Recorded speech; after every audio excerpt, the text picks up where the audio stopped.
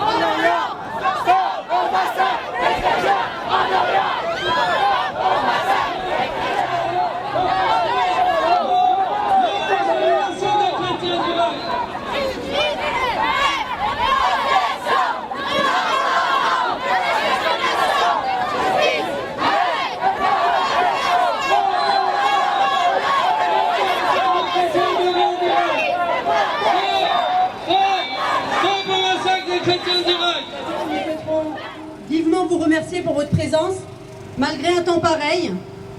Ici, il pleut, mais ce qu'il faut savoir, c'est qu'en Irak, c'est des bombes qui pleuvent. Donc, ils ont besoin de notre soutien ici et de notre mobilisation.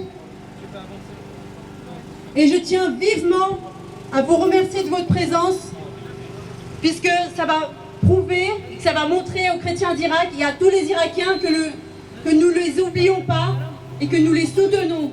Je vais appeler Monseigneur Stinger, président de Pax Christi. Le mouvement Pax Christi, mouvement catholique pour la paix que j'ai l'honneur de présider, est heureux de pouvoir exprimer sa compassion à un peuple qui a déjà tant souffert, et en particulier aux familles des victimes de la tragédie de Bagdad. Et il est heureux de s'associer aux cris de révolte de nos frères irakiens de France et à la condamnation absolue des crimes qui viennent d'être commis. Favorise le dialogue, la tolérance et la solidarité entre tous les courants et toutes les communautés.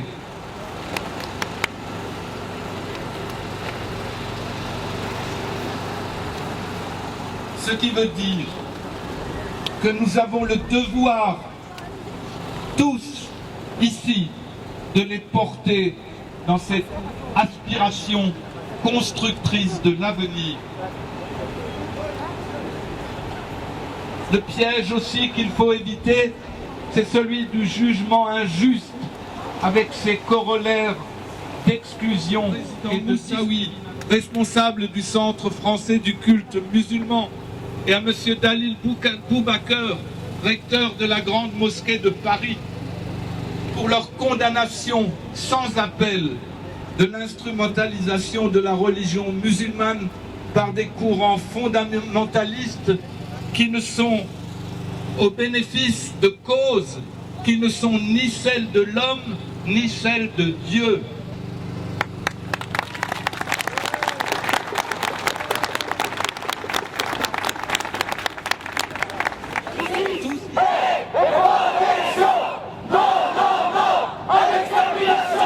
Justice, paix et protection. Non, non, non à l'extermination de tous les chrétiens d'Orient, puisque c'est le même combat. Peut-être m'a-t-on demandé d'intervenir aujourd'hui parce que j'étais à Bagdad le 31 octobre dernier.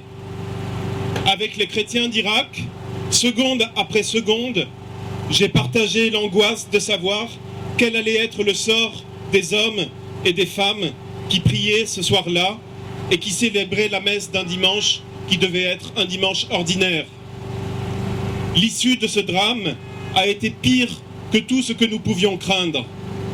Le lendemain, nous sommes rentrés dans l'église saccagée et nous avons vu les restes de l'horreur de la veille, des lambeaux de chair collés au banc de l'église, du sang jusque sur le plafond d'une église qui pourtant est haute et élancée, Notre-Dame du Perpétuel Secours. Une vision d'horreur. À la révolte de voir ce qui s'est passé et tous les chrétiens qui ont été tués ou blessés, je connaissais notamment les 2 prêtres qui ont été tués, c'était des amis personnels. À cette révolte, s'est immédiatement ajoutée une interrogation. Comment dans cette église en plein centre-ville, comment dans le centre de Karada, qui est un des endroits les plus sécurisés de Bagdad, il faut passer des dizaines de checkpoints pour arriver là. Comment, alors qu'on vérifie en permanence la présence de bombes, quelle complicité ont pu permettre cela? Ou alors, quelle négligence a-t-elle, quelle négligence a fait que ce drame a pu exister? Les Irakiens, tous les Irakiens ont le droit de vivre en paix dans leur pays et de vivre en sécurité. C'est une condition de leur vie et de leur stabilité dans ce pays. Si les autorités ne sont pas capables d'assurer la sécurité de tous les Irakiens, le pays n'aura pas d'avenir et beaucoup s'en iront, pas seulement les chrétiens qui vivent là depuis 2000 ans. J'ai assisté et j'ai participé aux funérailles très émouvantes qui ont eu lieu à Mar Youssif le surlendemain du drame. Sur le cercueil de chacune des victimes, prêtres ou laïcs, il y avait 2 choses, la croix et le drapeau irakien. La croix des chrétiens est trop lourde à porter. Notre fardeau est lourd et il nous paraît long, nous ont dit récemment les évêques d'Irak. Mais je suis aussi sensible à cette présence du drapeau du pays de l'Irak. Ces chrétiens sont morts parce qu'ils étaient chrétiens. C'était une évidence. Cela ne fait aucun doute et leur nom s'ajoute à une liste déjà trop longue des chrétiens martyrs depuis 2003. Mais ces chrétiens sont morts aussi d'une certaine manière ou d'une manière certaine pour leur pays. Que ce sang innocent n'ait pas coulé en vain. Que la communauté nationale irakienne d'abord, mais aussi que la communauté internationale prenne enfin conscience de la fragilité des chrétiens d'Irak. Cette fragilité impose une aide, une vigilance, une protection, un soutien. Et ce soutien ne peut pas consister seulement à donner des visas aux chrétiens pour leur faciliter la fuite de leur pays.